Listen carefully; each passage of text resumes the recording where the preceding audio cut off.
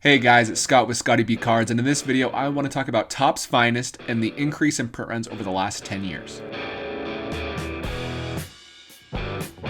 Recently, I have made some videos about print runs based off of like pack odds and all these different things, and people really enjoyed them. So I wanted to stay in this type of lane for this video, and I want to look at Topps Finest. Topps Finest is a hobby-only product. It's been released relatively consistently for the last 10 years. So I want to start with 2011 Topps Finest and move all the way to 2021 Topps Finest and see how much more of that product has been printed. It's relatively easy because it is a hobby-only product. There's only one configuration, so I'll be able to be close to what the number is, but I will show the increase or decrease year over year of how much of this product was printed. So the very first thing, here are my disclaimers. I'm not a mathematician. I just do this for fun, but my father, who is a mathematician, he helped me kind of get the formula, and it's been relatively accurate so far. I won't be exact, but really close. The goal is to compare the increase just as much as what the print run is. I just want to see the increase year over year as well, whether it's up 10%, 20%, 500%. That's just as important to get a gauge on how print runs are going. Here are my assumptions. So the first things, I assumed all cards in each pack are base cards. Topps Finest is actually pretty close to this. They don't have many inserts, but they do have refractors. So I just assume that each pack has 5 cards per pack, and all of those are either base or the given refractor that I'm going to be talking about. Numbers will be close, but not exact. They should be like 85 to 90% accurate, I would say overall. This is a hobby-only product, which makes life a lot easier and can get us pretty close to what this number is without very many assumptions.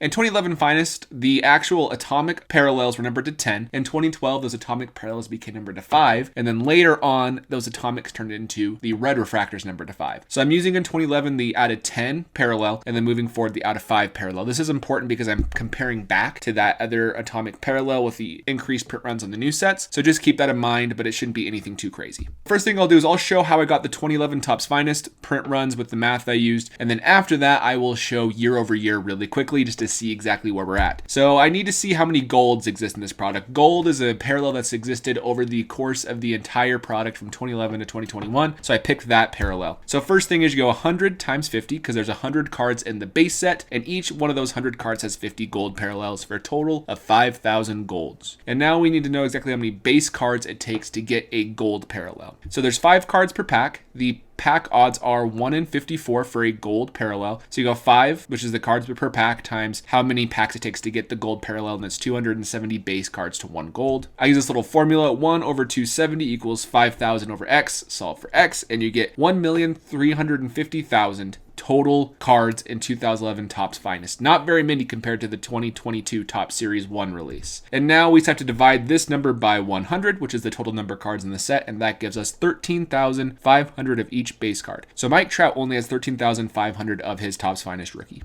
I do the exact same thing with the atomic parallel. It's a die cut. That's why it looks kind of funny on this little picture, but it's a lot more rare. You have 1 in every 246 packs. Did the exact same math, and it led to 12,300. About 1,000 less, but still pretty close. Then I use superfractors. There's only 1 per each card. This should say 1, and so it should be a total of 100 total superfractors. Do the exact same math, and it leads to 12,300 of each base card. So now let's hop over into this spreadsheet, and it's really colorful because once I start throwing these numbers up there, it is hard to know what's going on. So here's the first one. The gold refractor, pack odds 1 in 54, 1 in 246, 1 in 2,460, and here's the print runs. So 2011 Topps Finest. In this era of sports cards, it's not as hot as it is now. Not even close to where it is now. Not even close to where it was in the 90s. It's gaining traction. Mike Trout's a really big rookie in this set, and because of that, people are really chasing it. Freddie Freeman, Craig Kimbrell, a lot of other great players, Anthony Rizzo, Chris Sale are in this set, so it was popular. A lot of good rookies, a lot of potential. So they printed quite a bit of it in comparison to 2012. So you can see 2012, they actually decreased the print runs pretty significantly. They actually went down around 11 to 13% from where it was the year prior. And over here, this is the percent change year over year. So I compare, this will be a better example, 2013. I'm comparing 2013 to 2012, but I'm also comparing 2013 to 2011 over here. So here's 2013. So we see 2012, the numbers are going down pretty significantly. There's only about 10 to 12,000 Bryce Harper Topps Finest base rookie cards. That's really low. I can't emphasize how low that is. If you compare it to my recent video for 2022 Topps Series 1, there's about 730,000 of each base card. So 12,000, that is not a high number. You know, someone could realistically buy 1% of the total print run and buy 120 Bryce Harper rookies. While if you had wanted to do that for Top Series 1, you'd have to buy 7,000 Wander Franco rookies in order to have 1% of the total print run. So a very big difference. So let's look at 2013. So 2012, they must have tried to match supply and demand and try to meet that equilibrium really well. Didn't quite print enough, so they thought, hey, you know what? We can print a ton of 2013 Finest. 2012 was a hit. They had Bryce Harper. People were chasing him. 2012 was a hit, so let's print a lot of 2013. And they did that. Year over year, it was a 62% increase from 2013 to 2012 and a 44% increase from 2013 to 2011. In only 2 years, it's up 44%. In only 1 year, up 62%. That's crazy. And you can see, around 20,000 for each base card. For Nolan Arenado, that's quite a few. 20,000 of those compared to 10,000 Bryce Harpers, essentially. And that trend did not last. You can see the next year, it regressed about 30%. And I fully expected these numbers to just increase year after year, but it's not the case. Topps Finest, because it's a secondary product, it really is responsive to how the previous sets did that year, in my opinion, and Topps is trying to match that. And you can even see, like, per pack, it's 5 cards per pack consistently across all of these. 1 in 78 packs got you a gold refractor in 2013, and 1 in 54 packs got you a gold refractor in 2014. So we're down quite a bit. We're down 30% from the previous year, but we're actually basically the same in 2014 as you were in 2011. Xander Bogaerts, Jose Ramirez are the biggest pulls, in my opinion, from 2014. Jose Abreu, a ton of other great players are in this set. So if you want to open a box, there's some decent players you can chase, and it's relatively short printed. You actually have a decent chance at getting some decent cards. For a super refractor to be this common is really rare for modern chromium products, and you'll see that later on this list, but overall pretty cool. Then comes 2015, going up a little bit. Nothing crazy. You had Chris Bryant, you had Francisco Lindor was, I believe, a chase, one of the mystery redemptions, and a couple other decent rookies, but no one crazy. And print runs were up just a little bit, 5 to 11%. 2016 comes along, and they really pulled it back. So 2016 is the lowest printed Topps Finest year of all of these products. And it was a very unremarkable checklist in comparison to basically any other year on this list, in my opinion. But still, if you want to go super refractor hunting, that's your best bet. 1 in 2,000 packs, which I believe you get 12 packs per box. So pretty decent chance of getting something good. And that's kind of the main pull because the rookies aren't so hot in 2016 in comparison to the others. But down 30% year over year and down about 15 to 20% from 2011 all the way in 2016. Now we're getting to the point where the hobby is about to boom. 2017, Aaron Judge, Cody Bellinger, all these big rookies really made moves in the hobby. So we went up 30%